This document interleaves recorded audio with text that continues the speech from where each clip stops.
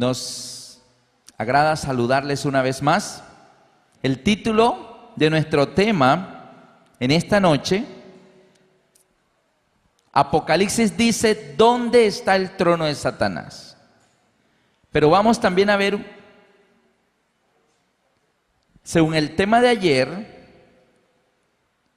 Cristo logró una victoria arrasadora. Nuevamente Miguel le gana a Lucifer. Miguel siempre vence al dragón.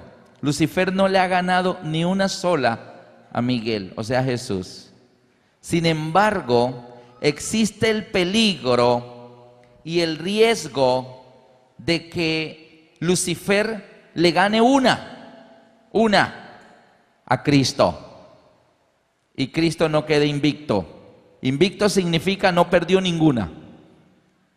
A mí me gusta mucho el himno número 20 de nuestro himnario. Ved a Cristo, Rey de gloria, es del mundo el vencedor. De la guerra vuelve invicto. ¿Cómo vuelve de la guerra? Invicto. Démosle todos loor. Cristo regresó al cielo victorioso. 3 días en la tumba, al tercer día se levantó, resucitó, victorioso, glorioso.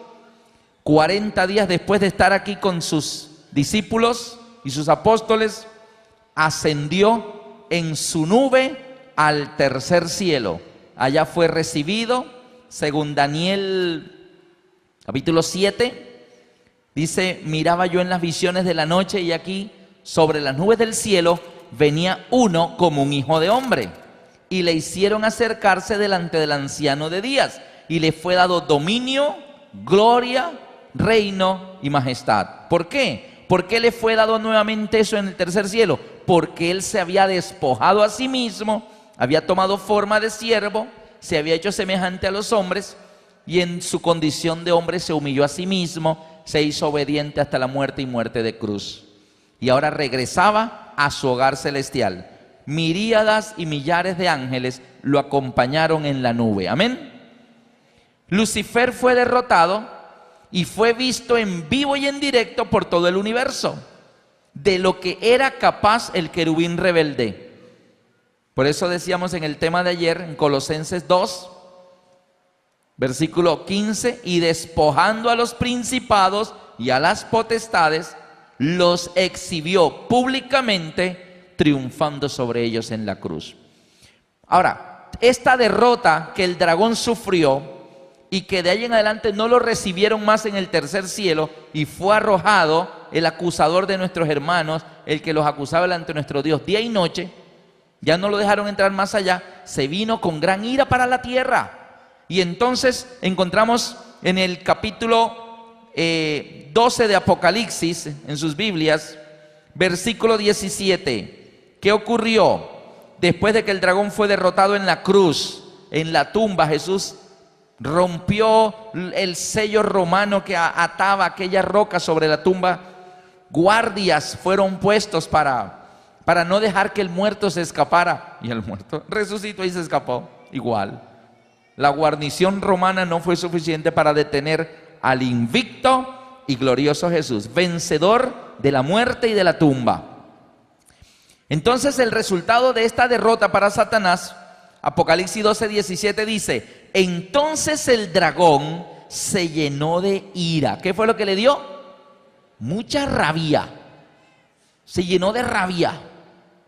Se llenó de ira. ¿Y qué hizo? Y se fue a hacer guerra contra la mujer. En el lenguaje profético, mujer representa la iglesia. En el lenguaje profético, ¿qué representa? Mujer, iglesia. Así que el dragón se llenó de ira contra la iglesia, contra la mujer, y se fue a hacer guerra. A partir de este momento, Satanás comenzó una guerra, pero ya no contra Cristo, porque Cristo está ahora mismo sentado ¿dónde? Regresó al tercer cielo, allá no lo dejan entrar a él, así que ya no le puedo hacer nada a Cristo. Pero aquí tengo a Andrea, a Jimmy, a Alberto, a cada uno de ellos. Él los salvó en la cruz, pero todavía no se los ha llevado. A ellos los tengo aquí a mi alcance. Así que se fue a hacer guerra contra el resto de la descendencia de la iglesia. Y dice, ¿qué características tiene la iglesia de Cristo? Dice, los que guardan los mandamientos de Dios y tienen el testimonio de Jesucristo. Así que el dragón se fue a hacer guerra. ¿Contra quiénes? Contra el resto de la descendencia de la iglesia, los cristianos de cada una de las épocas. Y dice, ¿quiénes? Los que guardan los mandamientos de Dios y tienen el testimonio de Jesucristo. Entonces, él se fue a hacer esa guerra. La primera profecía que encontramos en Apocalipsis, la encontramos en el capítulo 2 y en el capítulo 3. Se llama la profecía de las 7 iglesias. La iglesia de Éfeso, Esmirna, Pérgamo, Tiatira, Sardis, Filadelfia y la Odisea. Son 7 épocas, 7 periodos de la historia de la iglesia cristiana desde el momento en que Jesús ascendió al cielo. ¿Cuándo Jesús ascendió al cielo? Según nuestro calendario actual, el calendario gregoriano, que es el que nos rige a nosotros, Jesús murió en el año 31. Resucitó al tercer día, seguía siendo el año 31. Y luego estuvo 40 días aquí en la tierra y seguía siendo el año 31. Y ascendió al cielo en el año 31. Desde el momento en que Jesús se fue en la nube, según está registrado en Hechos 1, 9 al 11, hasta el día en que Jesús regrese por segunda vez sobre las nubes del cielo con poder y gran gloria, entre el momento en que Él se fue y el momento en que Él regresará, nuestro Dios nos ilustra la historia de la iglesia cristiana en 7 periodos, 7 épocas. Y esas 7 épocas, en cada una de esas 7 épocas, Dios siempre ha tenido un remanente fiel. Un grupo a veces pequeño, a veces más grande, pero en cada época siempre ha habido quien ha levantado en alto la luz de la verdad. Aún en la Edad Media, lo que se llamó el oscurantismo medieval, Dios tuvo un remanente, un pueblo. Y en cada una de las épocas ha habido grupos de personas que viviendo entre este año y este año se mantuvieron fieles a la verdad de la Biblia. Y estamos viviendo la última. Hoy estamos aquí, hoy estamos en la iglesia de la Odisea. Usted y yo pertenecemos a ese 7º grupo. Por eso el tema de ayer se titulaba Los 7 ejércitos de Dios. No se los alcancé a decir. Alguien pudo haber dicho ayer, ¿y dónde están los 7 ejércitos de Dios? No alcancé a llegar a esa parte. Pero como cada tema es continuado, ahí están esas 7 épocas. Y vamos a estudiar de una manera breve, entre hoy y mañana, cada una de estas 7 épocas. Pero antes de entrar de lleno en las 7 épocas, la Biblia registra que antes de irse Jesús de esta tierra, hubo 2 personas que se refirieron a su reino. 2 personas que se refirieron a su reino. Muchas veces Jesús mismo hizo referencia a su reino. Él dijo muchas parábolas. El reino de los cielos es semejante a un hombre que tenía 2 hijos. El reino de los cielos es semejante a un hombre que tenía un campo y salió a sembrar. El reino de los cielos es semejante a una red. El reino de los cielos es semejante a una semilla. Y dio muchas parábolas, pero él se refería a su reino. Es más, delante del procurador romano Poncio Pilato, Jesús le dijo, atado delante del gobernador romano, le dijo: mi reino no es de este mundo. Si mi reino fuera de este mundo, mis seguidores, ¿y quiénes son sus seguidores? Las huestes angélicas. Allá estaban los querubines comandando escuadrones gigantescos de ángeles y serafines. Si mi reino fuera de este mundo, mis servidores pelearían para que yo no fuera entregado, pero mi reino no es de aquí. Así que Jesús mismo se refirió muchas veces a su reino, pero hubo 2 personas, aparte de Jesús, que le hablaron a él sobre su reino. Uno de ellos, el ladrón de la cruz. Jesús está en la cruz, crucificado. A los 2 lados hay 2 ladrones, el uno malo y el otro también malo. Los 2 eran malos, por eso eran ladrones. Y Uno de ellos, el que se arrepiente antes de morir y le decide entregar su corazón a Jesús, aún antes de morir, le dice: Señor, acuérdate de mí cuando vengas en tu reino. Este ladrón le está pronunciando esas palabras aquí, año 31. No le está diciendo: Señor, bájate de la cruz y sálvame, no me quiero morir, no me quiero morir. No, no le dijo eso. Ni siquiera le dijo: Señor, tú dijiste que ibas a resucitar, acuérdate de mí, no me dejes en la tumba. O sea, le está pidiendo algo que debe suceder al tercer día. Pero el ladrón no le está pidiendo algo para el tercer día. Le está diciendo, aquí, muriendo el año 31, acuérdate de mí, ¿cuándo? Cuando vengas en tu reino. ¿Y cuándo era eso?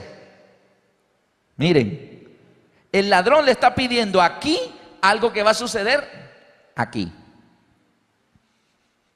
Yo llamo a ese ladrón el ladrón adventista. ¿Cómo se llaman las personas que creen en el advenimiento? Y este ladrón tan malo que era, nosotros a la verdad merecemos lo que nos está pasando porque nuestros actos son malos. Él reconocía que merecía la crucifixión. Él reconocía que era pecador, que era malo y que era ladrón y que merecía la crucifixión. Pero este justo ningún mal ha hecho, le dijo al otro ladrón. Y luego le dice: Señor, acuérdate de mí cuando vengas. Este ladrón sabía lo mismo que tú y yo. Pero me llama la atención que sabiendo eso siguió siendo ¿qué? Ladrón. Qué tristeza que a veces lo que sabemos, podemos saber muchas cosas, no es lo que sabes, sino lo que. Y este ladrón sabía todo eso y siguió siendo ¿qué? Ladrón. Mal testimonio, ¿cierto? Pero creía en la segunda venida. Acuérdate de mí cuando vengas en tu reino. Y Jesús no le dijo: ahora es que estás asustado, ¿no? Ahora es que vas a pedir. No, Jesús amorosamente vio la sinceridad de su corazón, que aunque estaba en los últimos minutos de su vida, lo aceptó y le hizo una promesa maravillosa. De cierto te digo hoy, estarás conmigo en el paraíso. Amén. ¿Y dónde queda el paraíso? Tercer cielo. ¿Se acuerdan de Pablo? Conozco a un hombre en Cristo que hace 14 años, sin el cuerpo no lo sé, si fuera el cuerpo no lo sé, fue llevado hasta el tercer cielo y fue llevado al paraíso, donde oyó palabras inefables que no les he dado al hombre expresar. Así que miren ustedes cómo ya vamos entendiendo el lenguaje de la Biblia. Amén. Así que el ladrón hizo referencia al reino de Jesús.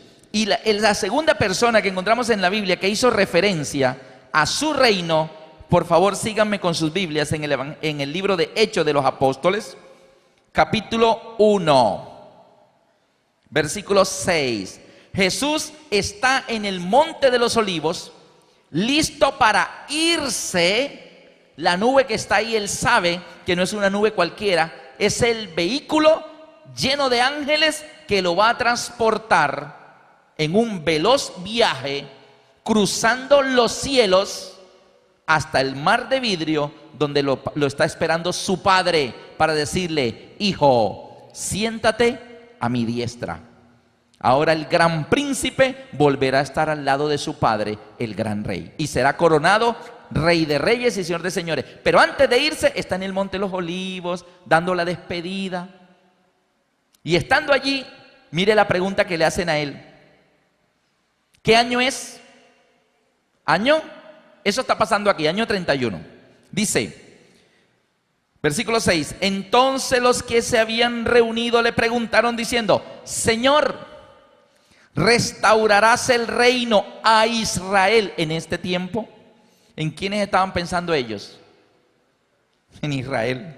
Señor, ¿seremos los campeones del mundo? Señor, tu pueblo al fin verá la gloria como en los tiempos de Salomón y de David. Todos los pueblos nos temerán. Señor, nos darás el trono. Señor, el reino nos lo vas a entregar en las manos otra vez para que nos respeten. Nota que la pregunta de ellos es una pregunta del reino de Dios, pero que si se lo va a dar a ellos. Pero Jesús sabía en ese momento que más allá del horizonte del mar había un continente que ni siquiera sabían que existía. Se llamaba ¿cómo? No se llamaba todavía, le pusieron América. Pero el Señor sabía que allá en América vives tú, y que tú nacerías, y que tú amarías a Dios. Y él tiene pensado que el reino no es solo restaurárselo a Israel, sino al hombre, a la humanidad, a sus hijos de la tierra, a la descendencia de Adán, a todos los que crean en su nombre, les dará potestad de ser hechos hijos de Dios. Sean costeños, llaneros, americanos, argentinos, europeos, de donde sea. Amén. Pero la pregunta de ellos es: Señor, ¿restaurarás el reino en este tiempo? Y la respuesta de Jesús, versículo 7, y les dijo: no os toca a vosotros saber. Como quien dice, esa pregunta, esa respuesta no es para ustedes. ¿Los dejó? ¿No les contestó? Señor, ¿restaurarás el reino de Israel del reino a Israel en este tiempo? Le están preguntando por el futuro. Señor, el futuro, tú te vas, y el futuro, Señor, ¿cómo va a ser? ¿Restaurarás el reino? ¿Nos dejas así como en ascuas? Y Jesús le dice: no os toca a vosotros, los que viven en el año 31, saber los tiempos y las sazones que el Padre puso en su sola potestad. Ahí está en versículo 7. En pocas palabras, Jesús le dice: ¿sabe qué? No sé. No sé. La información que ustedes me están pidiendo solo la tiene en su sola potestad. ¿Quién? Mi Padre. Y yo apenas voy para allá. No he llegado. Todavía estoy aquí en la tierra. No he ido a mi Padre. Ahora que vaya, vamos a ver. Pero ahorita mismo la información la tiene ¿quién solamente? Mi Padre. Además, eso no le toca a ustedes saberlos. Y a este grupo lo dejó con la incógnita. No era una información para ellos. No les toca a ustedes saberlo. Y se quedaron con la pregunta. Entonces, Jesús asciende, ¿verdad? Jesús asciende, da una instrucción: recibiréis poder, vendrá el Espíritu Santo sobre vosotros, y seréis llenos de poder, y me seréis testigos en Judea, en Samaria, en Judea, en Jerusalén, en Judea, en Samaria, y hasta lo último de la tierra. Van a ir por allá a otro continente a llevar este evangelio, para que todos sepan que Dios no es justicia o amor, que todo el mundo sepa que Dios es justicia y amor. Lleven el evangelio, que la gente sepa que su vida vale mucho, que fueron comprados por un gran precio. Díganle a todo el mundo que su vida vale la vida de un Dios. Díganle a todo el mundo que Cristo vino, los quitó a ellos y se puso Él, y Él murió por ellos. Díganle que sus pecados han sido perdonados. Vayan y díganle a todo el mundo que Cristo los ha salvado y que les voy a preparar lugar. Esa información es solo para ustedes. Vayan a trabajar. Y Él se fue a hacer lo suyo y dijo: ahora vayan ustedes. Pero solos no pueden ir. Les voy a enviar el Espíritu Santo. Es menester, ¿verdad?, que lleven al Espíritu Santo. Que si el Espíritu Santo no va, ustedes no pueden hacerlo. Y déjenme decirles, en lo personal, antes de subir a la plataforma, siempre que voy a predicar, yo siempre le pido a Dios que no me deje estar aquí solo. Señor, no quiero estar en esa plataforma solo. Sube conmigo. Señor, párate en esa plataforma y diles las cosas como solo tú las sabes decir. Porque palabras humanas son poca cosa para expresar tanta grandeza tuya. Por favor, hazlo tú mismo. Te presto mi boca. Yo me paro ahí, pero habla tú, Señor. Y nunca me paro aquí sin la seguridad de que Él va a estar aquí. Amén. Y Él lo dijo: recibiréis poder y me seréis testigos. Así que, pero ahora yo le hago una preguntita. Jesús quiere que todo el mundo sepa: vayan, seanme testigos, lleven esto a todo el mundo. ¿Satanás quiere que todo el mundo sepa eso? ¿Ustedes qué dicen? No, que no se enteren. Ya no pude impedir que muriera en la cruz, ya los compró, ahora son de Él. Pero que no se enteren, que no sepan que ahora son del cielo, que sigan creyendo que son míos, que sigan creyendo que la muerte es lo más seguro que tienen en esta vida, que no sepan de la resurrección, que no crean en la salvación, que ni siquiera se enteren que Cristo viene.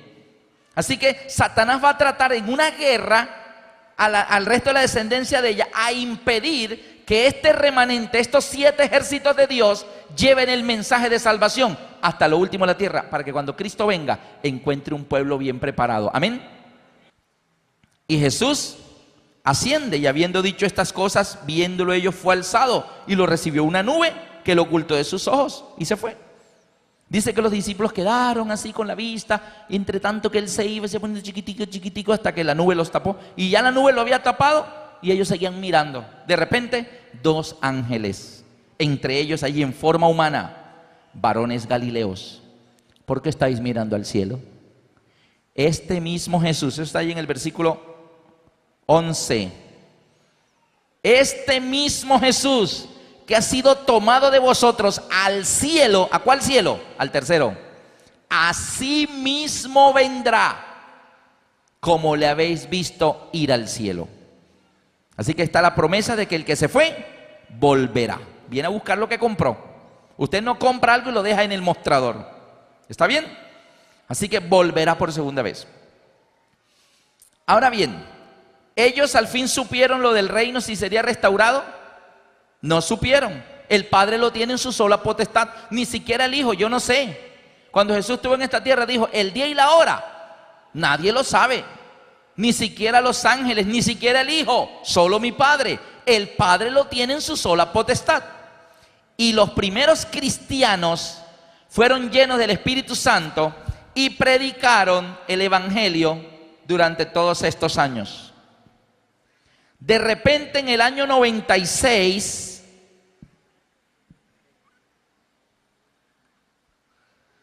Juan, el último de los apóstoles vivos, fue condenado por el emperador romano a una isla prisión llamada Patmos.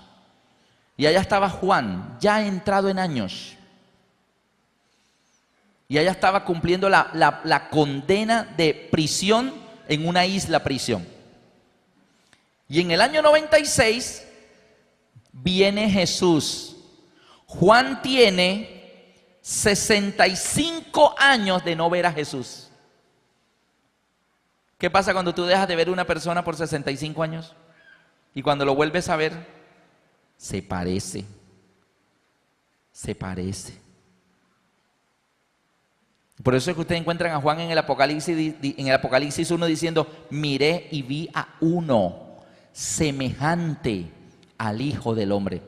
¿Cómo que Juan, que fue el apóstol que más cerca estuvo de Jesús, estuvo en la Santa Cena, se le sentó al ladito, hasta recostó la cabeza en el pecho de Jesús? En la oración de los 3 que él llamó, ahí estaba Juan. En la crucifixión todos salieron corriendo, menos Juan, se quedó con la mamá de Jesús. Y estuvo ahí, vio todo lo de la crucifixión, no tenía miedo. Juan, que estuvo tan cerquita de Jesús, casi no se le despegaba a Jesús. ¿Cómo es posible que no conozca a Jesús? Ay, él debería decir: miré y vi a Jesús de frente, es Jesús.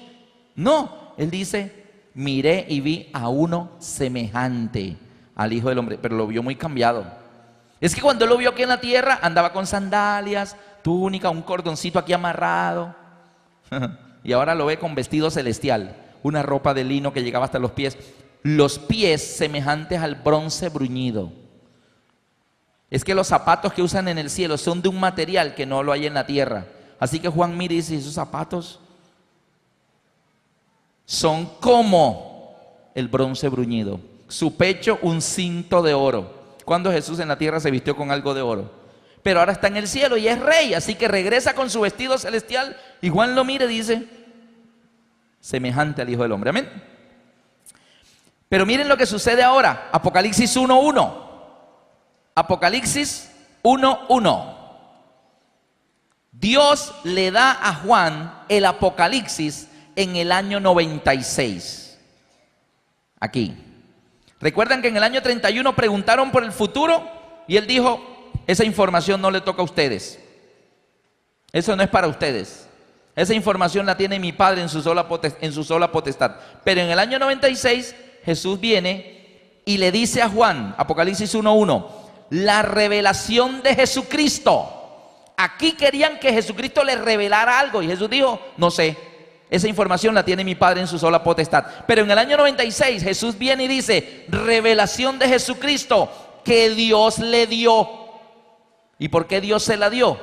Porque el Padre aquí no se la había dado. El Padre la tenía en su sola potestad.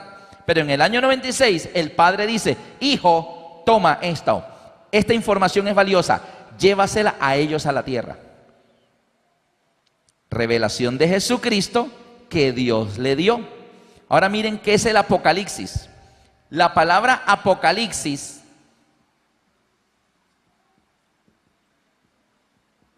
se ha especulado mucho sobre esa palabra. Se le ha dado un tinte de desastre. Apocalipsis es desastre, muerte, caos, miedo, terror.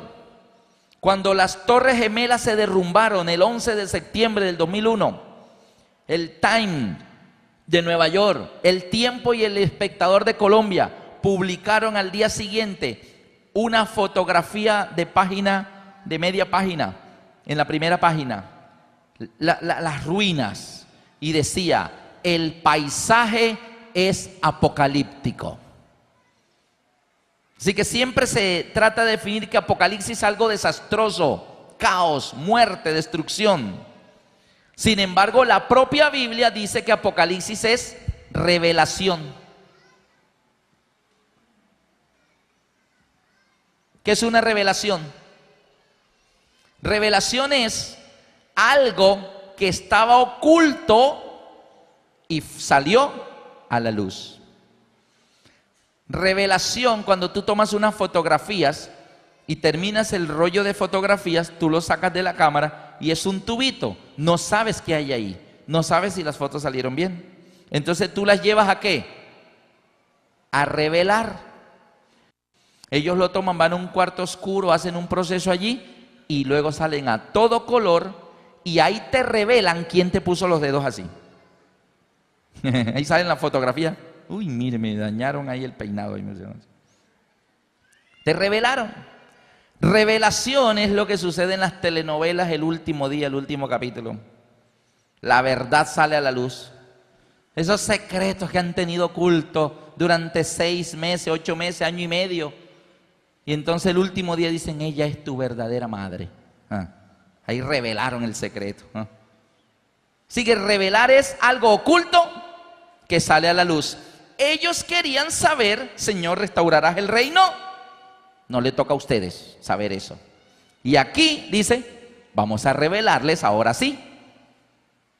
Y dan la revelación. Ahora vamos a hablar. Y Él da la revelación de todo ese futuro hasta la segunda venida. Inclusive después de la segunda venida, todo lo que va a suceder. Y lo reveló todo. Pero no solo para Israel, sino para ¿quiénes? Para todo el mundo. Amén. Ahora miren, la revelación de quién es. ¿De quién es la revelación? ¿De la iglesia adventista? No, la revelación es de Jesucristo. Él es el dueño. Nadie en la tierra es el dueño del Apocalipsis. Ninguna iglesia. Cuando nosotros venimos al frente a presentar el Apocalipsis, hermanos, esto no es mío. Algunos afuera me dicen, ay hermano, qué lindo, lo felicito. No, ¿y por qué me felicita? Esos versículos no son míos. ¿Esos versículos de quién son? Es del Señor. Yo solo les estoy trayendo la razón. Mire, el Señor Jesús le manda esto y esto y le manda decir esto y esto, pero eso no es mío. Este maravilloso plan de salvación que hemos estado escuchando es del Señor. Y es maravilloso y es hermoso porque es de Él, no es del predicador. Así que la honra y la gloria es ¿para quién? Para el dueño del mensaje, para el Señor. Amén. La revelación es de Jesucristo. Ahora miren una cosa.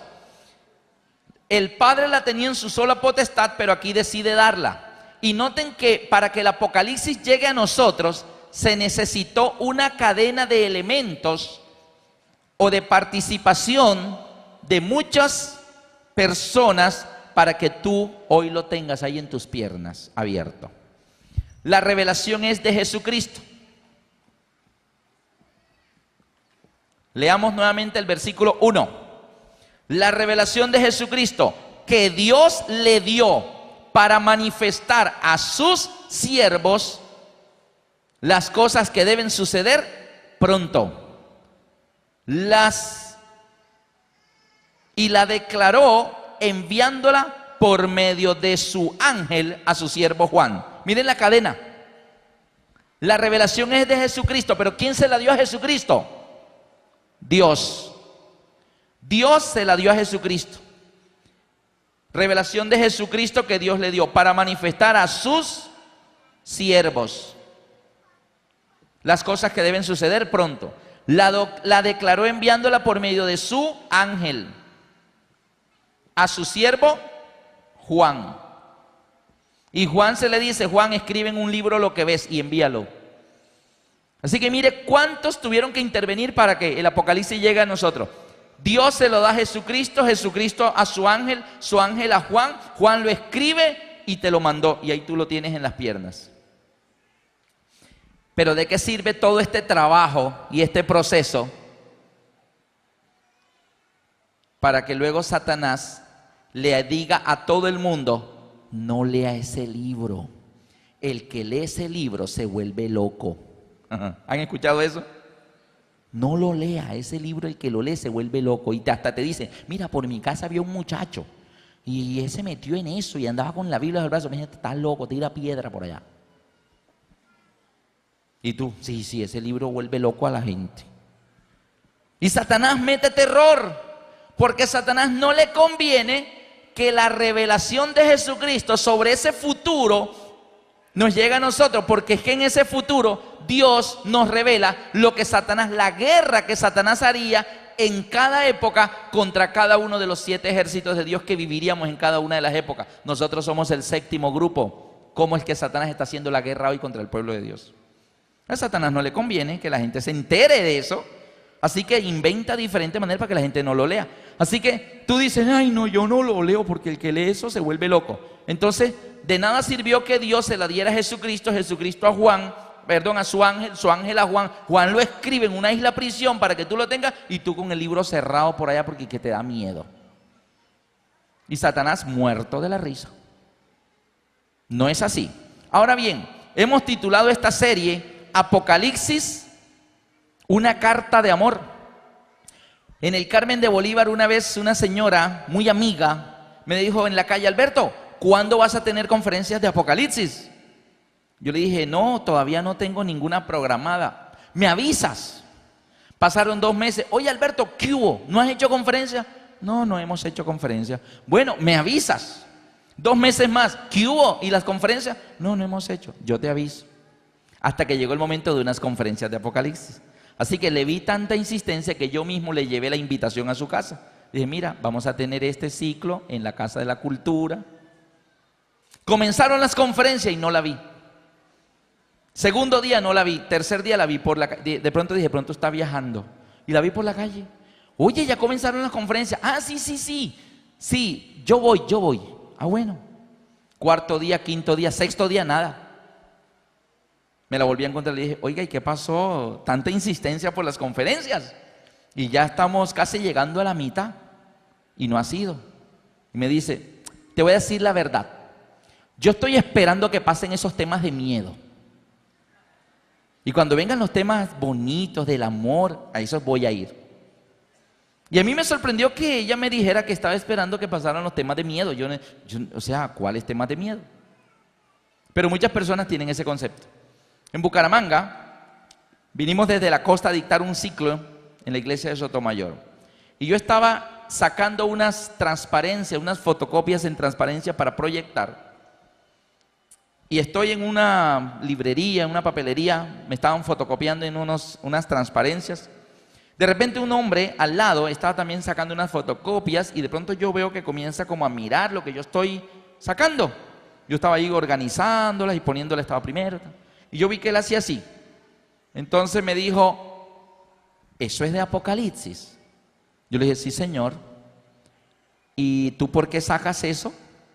Yo le dije: lo que pasa es que he venido a la ciudad a dictar 2 semanas de conferencias aquí en tal parte, lo invito. Me dijo: Y me queda viendo y me dice, dígame una cosa, ¿ustedes por qué se empeñan en aterrorizar a la gente? ¿Por qué le hablan a la gente del terror del Apocalipsis? Tan lindo que es el amor de Dios. Y ustedes desfiguran el carácter de amor de Dios, mostrando ese fuego y azufre y cuernos y bestias y lago de fuego de Apocalipsis. La conversación siguió y yo le dije, ¿sabe qué, amigo? La verdad es que yo no he visto el terror en el Apocalipsis por ningún lado. En Apocalipsis lo que veo es una carta de amor.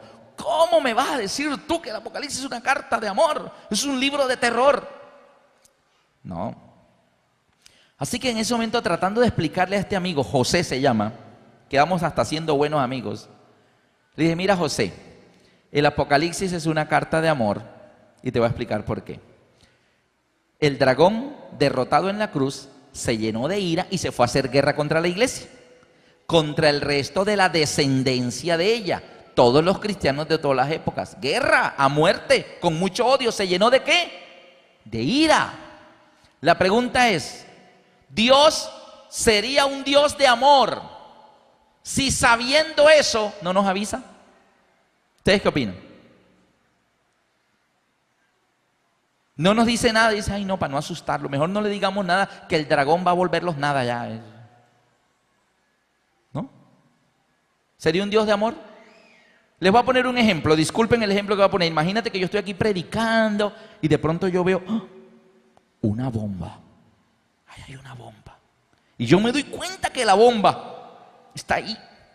Y entonces yo digo, si digo una bomba, cunde el pánico, la gente brinca, grita a unos pisoteados. No. Mejor no les voy a decir nada para que no entren en pánico. Y entonces yo le digo, ¿sabe qué? Voy a parar aquí, por favor, Jimmy, venga, ténganos un servicio de canto mientras, para que se coloquen de pie, descansen, ya vuelvo. Y dejo aquí a Jimmy dirigiendo un servicio de canto y me voy yo por allá. ¿Eso sería amor? No, sería de todo, irresponsabilidad de todo, pero no amor, ¿cierto? Dios ve el peligro. El dragón lleno de ira, guerra, va a atacar al pueblo de Dios. Y Dios no dice nada. ¿Eso sería un Dios de amor? Miren el versículo 1 de Apocalipsis, la revelación de Jesucristo que Dios le dio para manifestar a su siervo las cosas que deben suceder pronto. ¿Saben que este no es el único Apocalipsis que tiene la Biblia? En la Biblia hay muchos Apocalipsis, porque ¿qué es Apocalipsis? Revelación. Vamos a poner un ejemplo. ¿Cómo sería el Apocalipsis en los tiempos de Noé? ¿Cómo sería el Apocalipsis en los tiempos de Noé? Dios decide, vamos a destruir la tierra, un gran diluvio, voy a acabar con todo, ¿cierto? Entonces Jesús, que es nuestro intercesor, dice, Padre, avisémosle a Noé, él es de los nuestros, ora todos los días, está en comunión conmigo, es obediente, avisémosle a Noé del diluvio. Y Dios dice, no le avisemos, porque después Noé se estresa. Noé se asusta. Imagínate que yo le diga a Noé que voy a arrasar con todo y que voy a hacer un cataclismo y voy a acabar con todo en la tierra. No podrá dormir, tendrá que tomar medicina para los nervios. El pobre Noé se va a asustar, se va a aterrorizar. ¿Eso sería un Dios de amor? No sería un Dios de amor. Dios es un Dios de amor, así que Él va a mandar un diluvio y Él le manda un Apocalipsis a Noé, una revelación. ¿Cómo diría el Apocalipsis en los tiempos de Noé? Diría, revelación de Jesucristo que Dios le dio para manifestar a su siervo Noé las cosas que deben suceder pronto. ¿Dios le avisó a Noé lo que iba a suceder? Por amor. ¿Noé fue salvado? Sí, y toda su familia. Y hubieran sido salvados más si le hubieran creído a Noé. Imagínate el Apocalipsis en los tiempos de Lot. ¿Cómo diría el Apocalipsis en los tiempos de Lot? Dice Dios, vamos a destruir toda la llanura con fuego y azufre. Señor, allá está Lot. Lot es de los nuestros. Avisémosle. No le digamos nada a Lot porque Lot se enferma de los nervios. Se vuelve loco después si se pone a escuchar eso de fuego y no le digamos nada. ¿Sería un Dios de amor de no avisarle? No, le mandó el mensaje.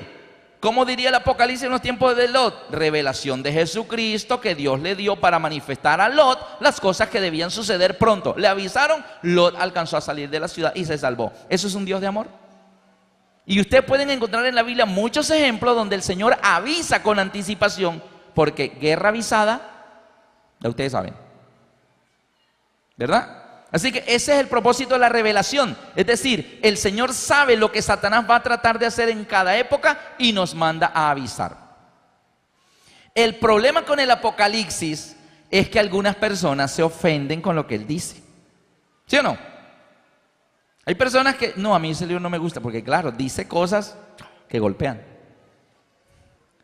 Y a veces a uno no le gusta. Y déjame decirte, cuando yo entré a la iglesia, cuando yo le entregué mi vida a Jesús, yo usaba unos zapatos de la moda. La plataforma era como de este alto, o sea, el pie era por acá arriba así. El tacón era como así, eran unas botas. Yo era flaco así. Y me compré esos zapatos y el blue jean era de bota campana que cubriera el zapato. Y uno caminaba así. Mi papá cuando me veía llegar decía, quítense, cuidado me pisas. Y usaba el cabello largo. Tenía 17 años. Y fuimos a la iglesia. Y mi papá peleaba conmigo para que yo me cortara el cabello. Me peleaba. Y yo iba a la peluquería y regresaba y mi papá decía, ¿ya te peluqueaste? Sí. Te robaron la plata. Porque yo le decía al peluquero, poquito, poquito. La más por aquí, por poquito. Y yo seguía con mi cabello largo. Y así fui a la iglesia. Y así me entregué a Jesús. Recuerdo la primera vez que fuimos a la iglesia central de Barranquilla. Me puse mi pinta y todos vamos a salir. Cuando están todos en la puerta esperándome, llego yo en jean y camiseta. Una camiseta roja y mi jean y mis zapatos grandotes. Y mi papá dijo, ¿piensas ir a la iglesia así? Dije, sí. No, tú a la iglesia no vas así, es la casa de Dios. Ya vengo. Se entró al cuarto y sacó una corbata como de este ancho. Y yo le dije, yo no me pongo eso. No. ¿Qué a la iglesia y quién con corbata? Pues no. Al Señor le interesa mi corazón o mi ropa. Me voy así. Me bauticé. Y me bauticé en jean. Me quité las botas y entré al bautisterio así en jean. Cuando salí, ese pantalón arrastraba. Reguero de agua por todos lados. Y comencé a estudiar la Biblia. Y mi papá peleaba conmigo por el cabello. Y un día yo solito estudiando la Biblia, ¡pum! Corintios, ¿no sabéis que al varón le es deshonroso dejarse crecer el cabello? Y yo, ¿qué? Lo volví a leer. ¿No sabéis que al varón le es deshonroso dejarse crecer el cabello? En cambio a la mujer el cabello le es dado por velo. En todo caso, dice Pablo, si alguno insiste o algo así, las iglesias de Dios no tienen esa costumbre. Mejor dicho, me habló más claro, no canta un gallo. Y yo lo leía 3 veces. Me miré al espejo. Llevaba años peleando con mi papá. Pero ahora estaba Dios hablándome. Cerré la Biblia y me fui a la peluquería. Y me corté el cabello y regresé a la casa y mi papá dijo, ¿y qué le pasó?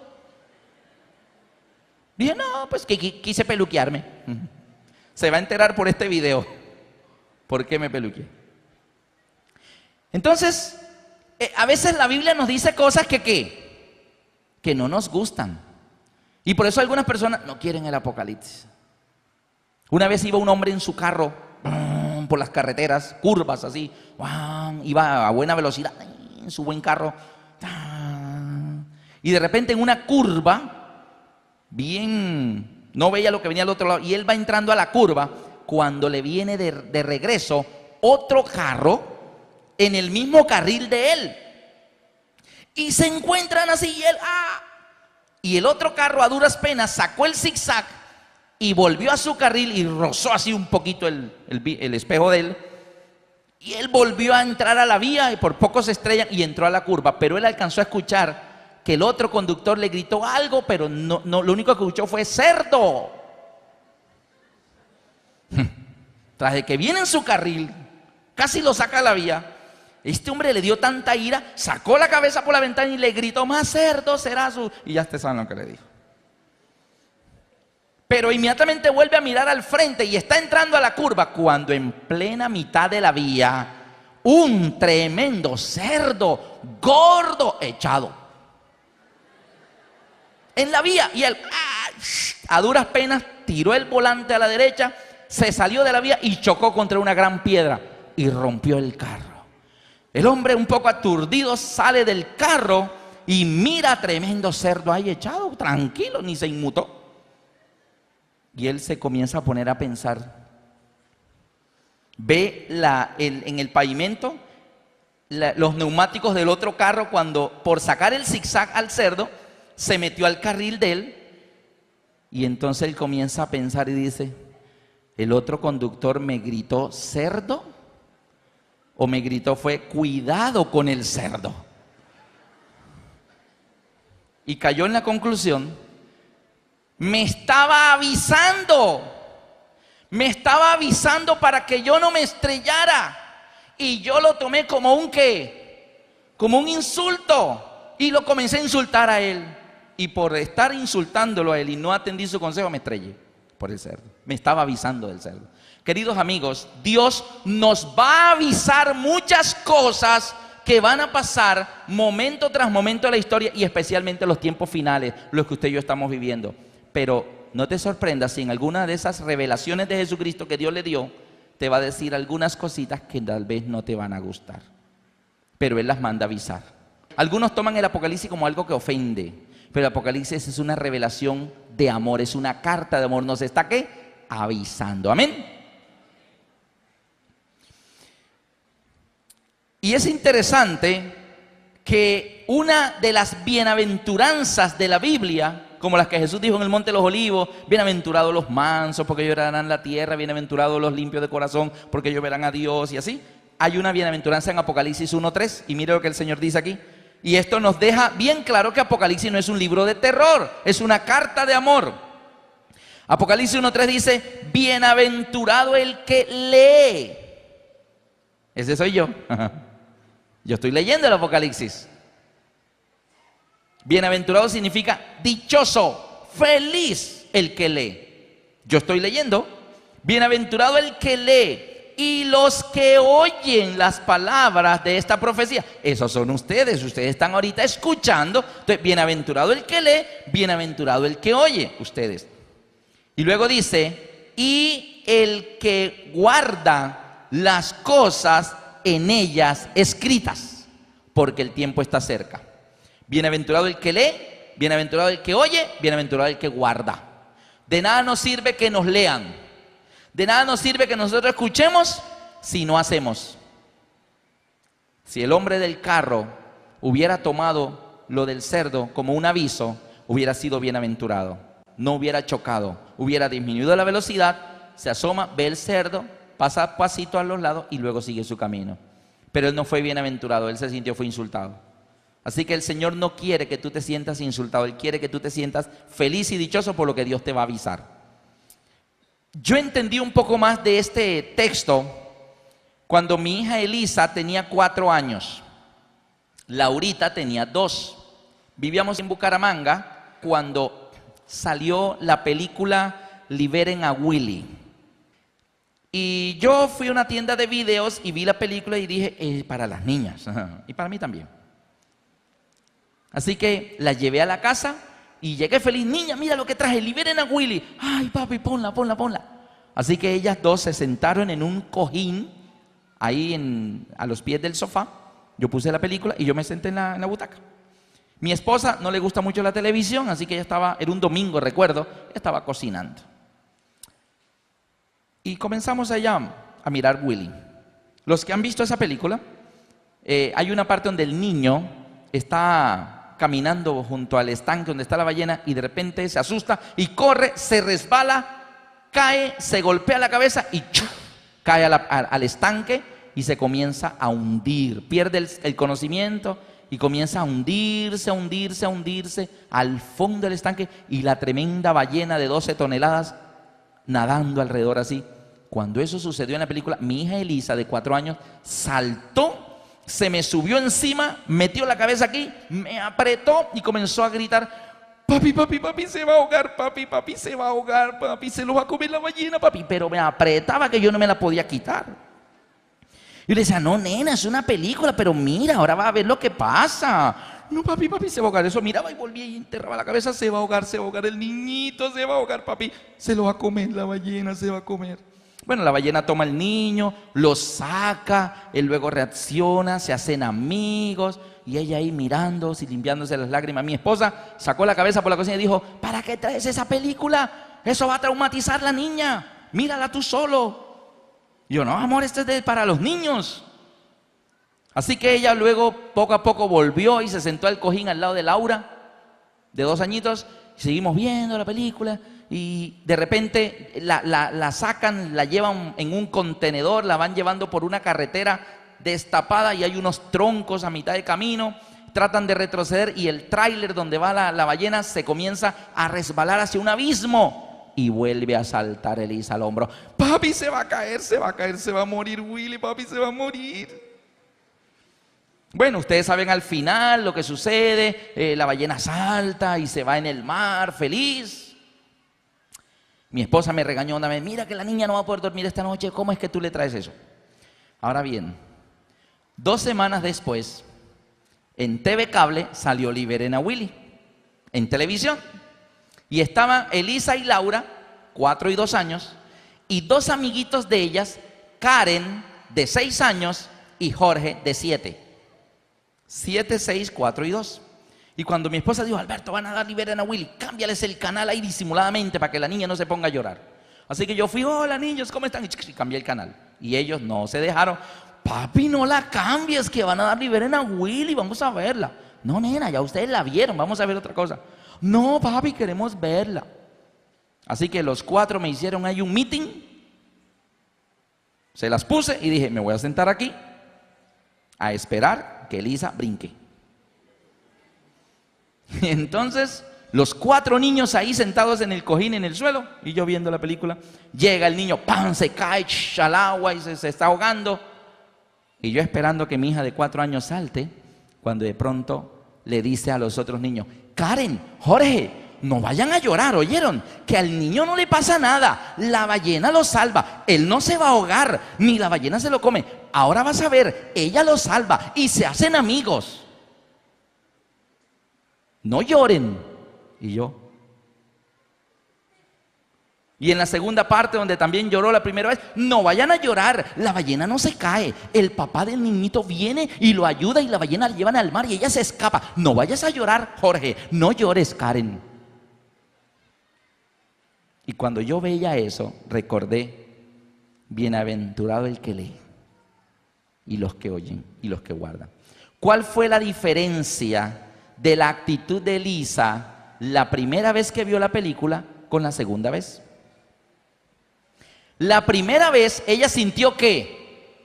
Miedo, angustia. ¿Gozaba la película? No la gozaba, estaba asustada, ¿cierto? La segunda vez, ¿cómo reaccionó? La segunda vez gozó la película, la disfrutó. ¿Y cuál fue la diferencia? Que la segunda vez Elisa se sabía el final desde el principio. Y eso la hizo vivir la segunda experiencia con más confianza. ¿Y qué es el Apocalipsis? No te preocupes. Si los van a matar, no te preocupes. Vas a resucitar en la vida eterna. Y si viene esto y aquello, no te preocupes. Cristo va a venir. Y nosotros sabemos el final. Mucha gente hoy en día sufre. Ay, se llama angustia existencial. Toman medicamentos para dormir. Los nervios no los aguantan. Va a venir una tercera guerra mundial. Ay, va a venir una bombas atómicas. No, los cristianos no. Nosotros sabemos que no va a haber una tercera guerra mundial. Nosotros sabemos que va a venir un fin, pero el fin será la segunda venida de Cristo. Amén. Hay gente que dice: ay, va a haber un asteroide que va a golpear la Tierra y el mundo se va a acabar. Nosotros sabemos que no va a ser así. Hay personas, y ustedes los han visto cerca de ustedes, familiares, amigos, viendo las noticias y de repente ven noticias horribles y dicen: ay, Dios mío, ¿en qué irá a parar todo esto? ¿Han escuchado esa expresión?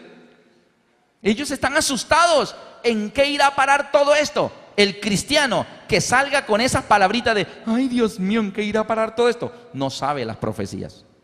Y por eso anda asustado. Por eso no es bienaventurado. Pero si tú tienes la revelación de Jesucristo que Dios le dio para manifestar a sus siervos las cosas que deben suceder pronto, tú no vas a ser de los que dicen, ay Dios mío, ¿en qué irá a parar todo esto? Tú dices, amén, el Señor está cerca. Porque lo dice Lucas, cuando veáis que estas cosas comiencen a suceder, asústense. No, así no dice. Dice, erguíos, levantad vuestras cabezas, porque vuestra redención está cerca. Los cristianos no decimos así, decimos, yo sé en qué va a parar todo esto. El Señor está más cerca. Se están cumpliendo las señales. Eso significa que falta poco para la venida de Jesús. Amén. Por eso está esa bienaventuranza. Y la primera profecía, yo quiero terminar esta noche con la primera época, la primera iglesia, Éfeso. Y abran conmigo Apocalipsis capítulo 2, versículo del 1 al 7. Y hoy, nuevamente les quedo mal porque no les alcanzo a decir dónde es que dice Apocalipsis que está el trono de Satanás. Me toca decírselos mañana.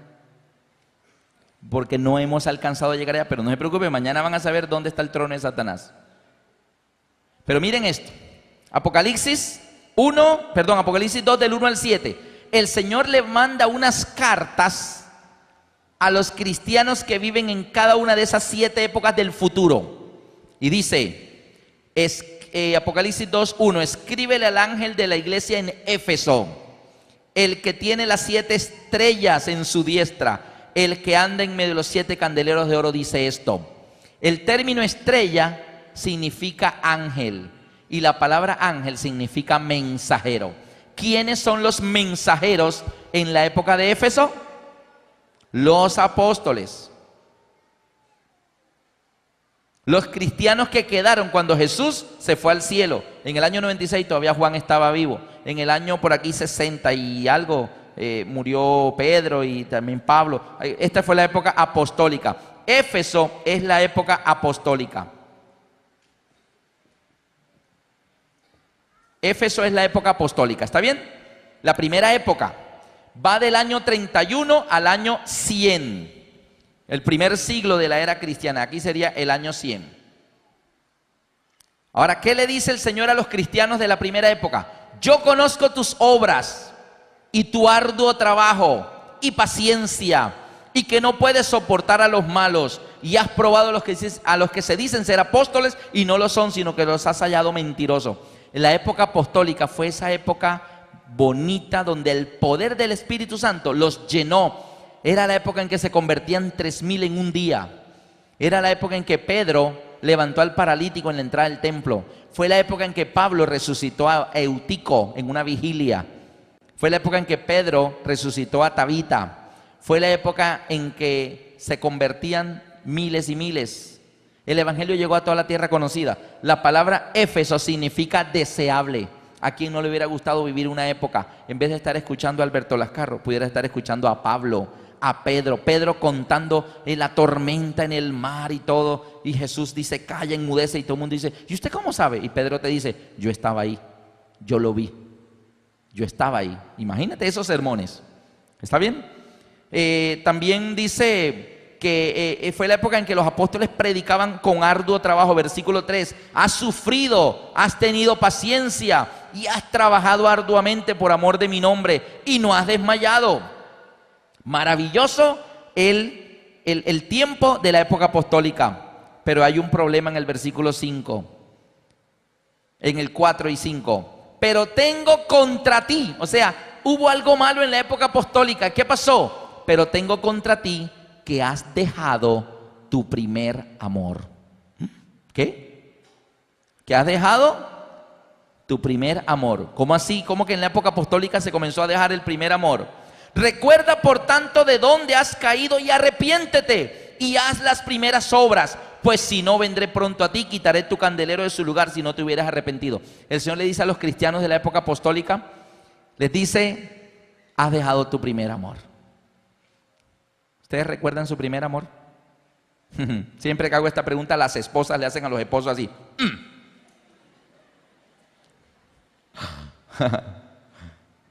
El primer amor es esa época del noviazgo, linda. El primer amor. Yo siempre he dicho, ¿dónde está escrito que cuando uno se casa deja de ser novios? ¿Dónde está escrito eso? ¿Por qué de novios de la mano? No, no, no. Y caminamos pasito para no llegar. De casado, él adelante y ella atrás. Apure que vamos a llegar tarde. Ve adelante, yo voy atrás con los niños. ¿Cierto? El primer amor de novios, paramos el carro, nos bajamos, le abrimos la puerta, mi amor, todo para agarrarle la mano. Le damos la manito, cerramos y le llamamos de la manito. El andén, cuidado. De novio. De casado se baja del carro y ¿no se piensa bajar? O sea, mire qué pasa cuando dejamos el primer amor, ¿cierto? O sea, ¿por qué cambiamos? El amor nunca deja de ser, según Corintios 13.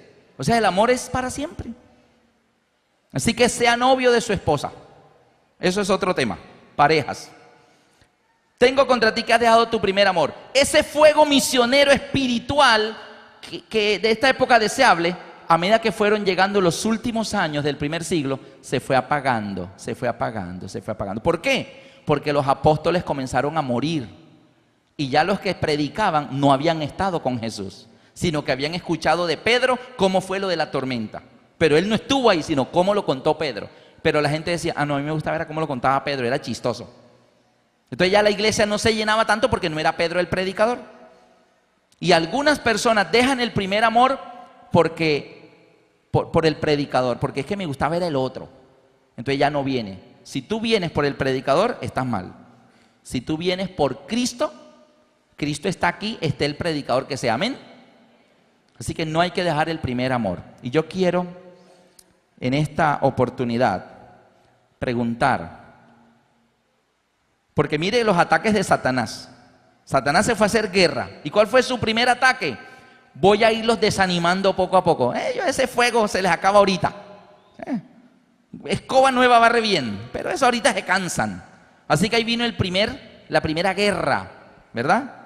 Voy a dejarlos, voy a enfriarlos. ¿Cuántos de los amigos que nos acompañan estuvieron en los caminos de Dios? ¿Cuántos?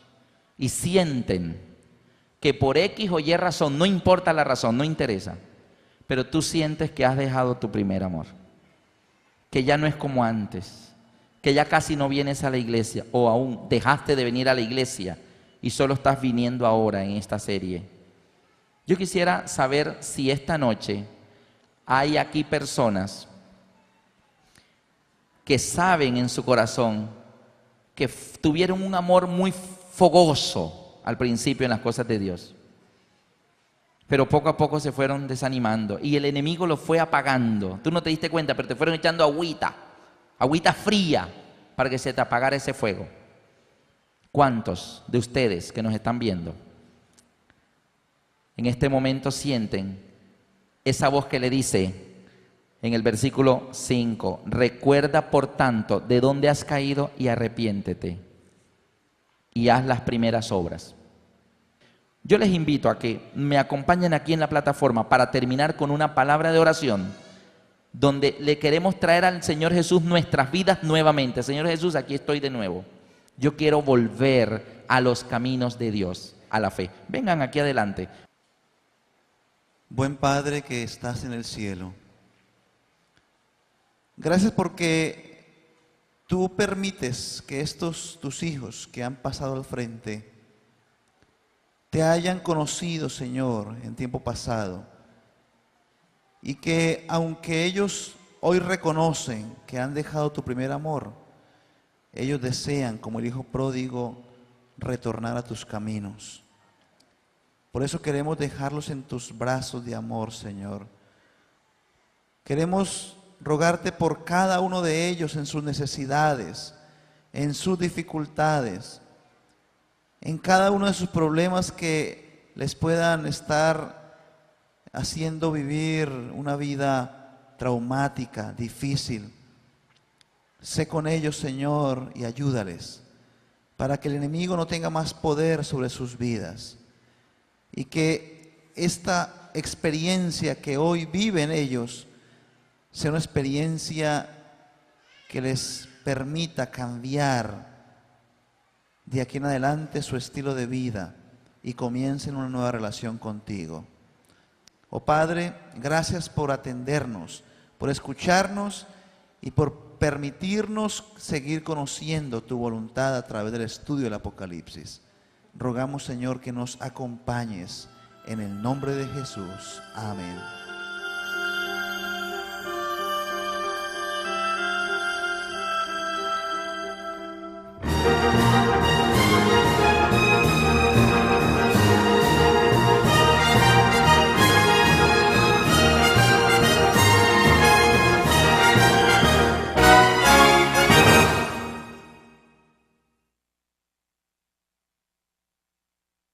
Resucitó al tercer día, seguía siendo el año 31.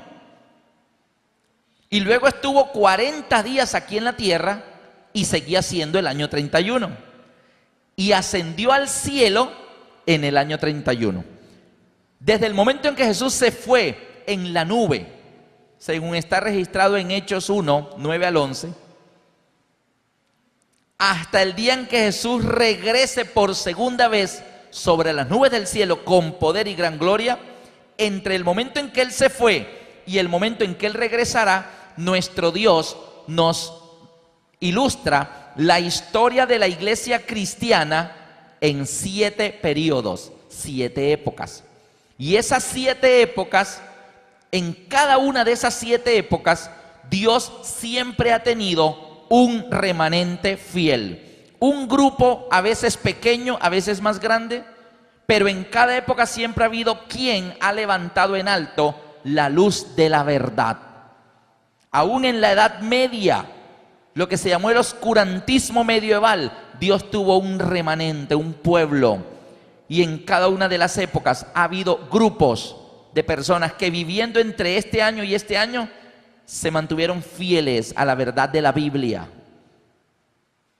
Y estamos viviendo la última. Hoy estamos aquí, hoy estamos en la iglesia de la Odisea.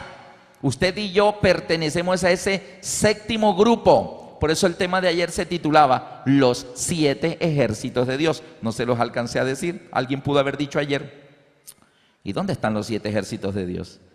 No alcancé a llegar a esa parte. Pero como cada tema es continuado, ahí están esas 7 épocas. Y vamos a estudiar de una manera breve entre hoy y mañana cada una de estas 7 épocas. Pero antes de entrar de lleno en las 7 épocas, la Biblia registra que antes de irse Jesús de esta tierra, hubo 2 personas que se refirieron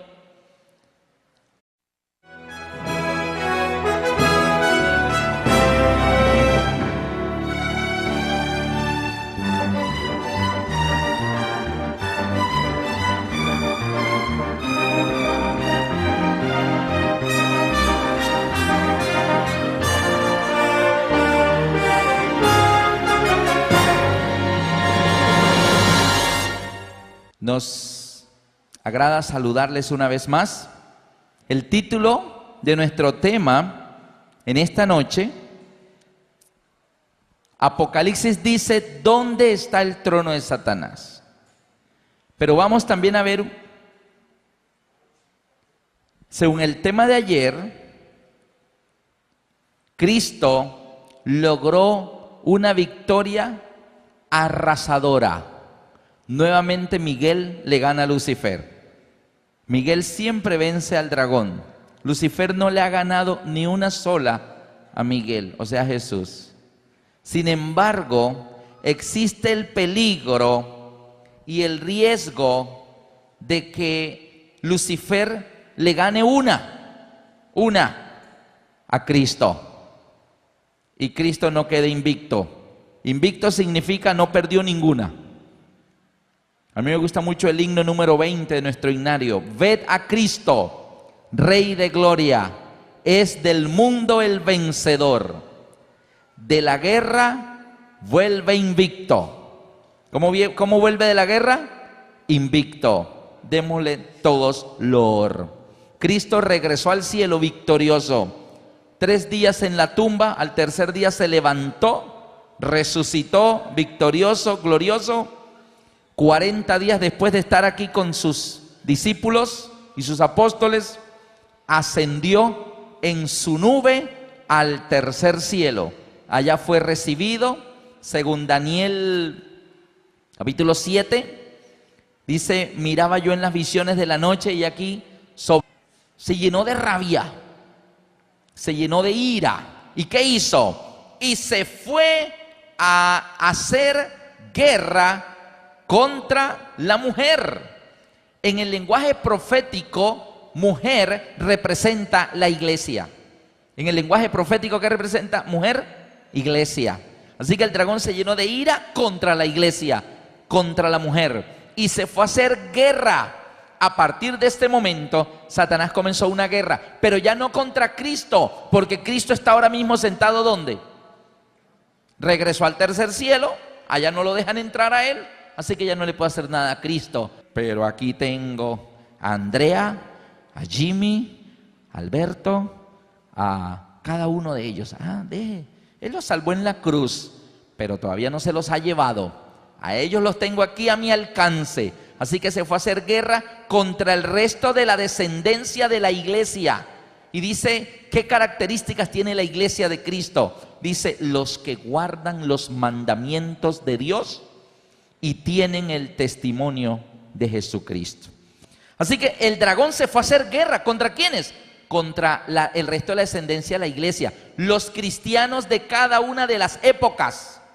Y dice, ¿quiénes? Los que guardan los mandamientos de Dios y tienen el testimonio de Jesucristo. Entonces, él se fue a hacer esa guerra. La primera profecía que encontramos en Apocalipsis, la encontramos en el capítulo 2 y en el capítulo 3. Se llama la profecía de las 7 iglesias. La iglesia de Éfeso, Esmirna, Pérgamo, Tiatira, Sardis, Filadelfia y la Odisea. Son 7 épocas, 7 períodos de la historia de la iglesia cristiana desde el momento en que Jesús ascendió al cielo. ¿Cuándo Jesús ascendió al cielo? Según nuestro calendario actual, el calendario gregoriano, que es el que nos rige a nosotros, Jesús murió en el año 31.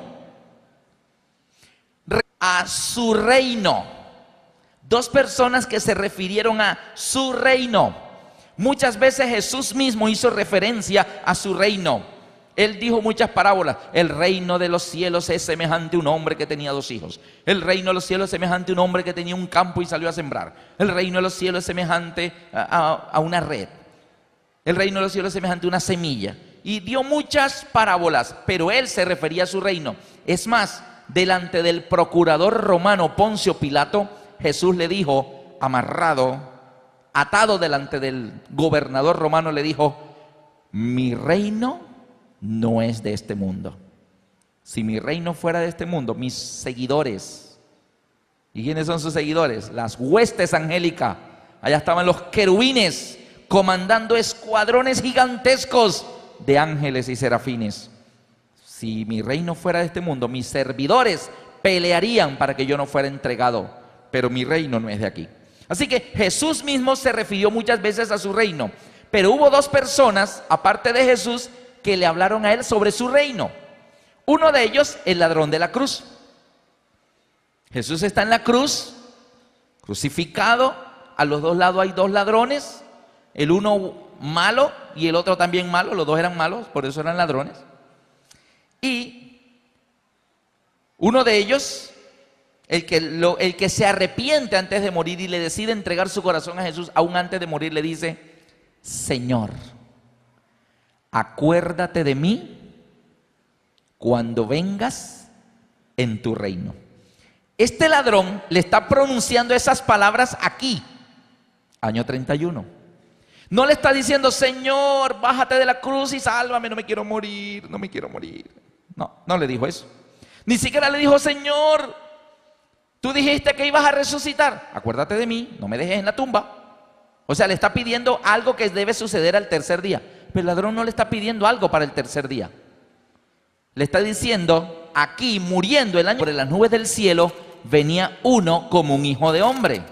Y le hicieron acercarse delante del anciano de días. y le fue dado dominio, gloria, reino y majestad. ¿Por qué? ¿Por qué le fue dado nuevamente eso en el tercer cielo? Porque él se había despojado a sí mismo, había tomado forma de siervo, se había hecho semejante a los hombres y en su condición de hombre se humilló a sí mismo, se hizo obediente hasta la muerte y muerte de cruz.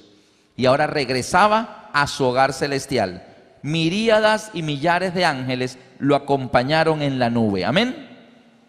Lucifer fue derrotado y fue visto en vivo y en directo por todo el universo, de lo que era capaz el querubín rebelde. Por eso decíamos en el tema de ayer, en Colosenses 2, versículo 15, y despojando a los principados y a las potestades, los exhibió públicamente, triunfando sobre ellos en la cruz. Ahora, esta derrota que el dragón sufrió y que de ahí en adelante no lo recibieron más en el tercer cielo y fue arrojado el acusador de nuestros hermanos, el que los acusaba delante de nuestro Dios día y noche, ya no lo dejaron entrar más allá, se vino con gran ira para la tierra. Y entonces encontramos en el capítulo 12 de Apocalipsis, en sus Biblias, versículo 17. ¿Qué ocurrió?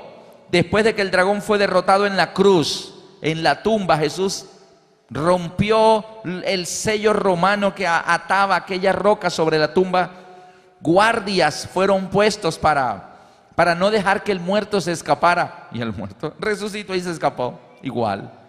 La guarnición romana no fue suficiente para detener al invicto y glorioso Jesús, vencedor de la muerte y de la tumba. Entonces el resultado de esta derrota para Satanás, Apocalipsis 12:17 dice: entonces el dragón se llenó de ira. ¿Qué fue lo que le dio? Mucha rabia.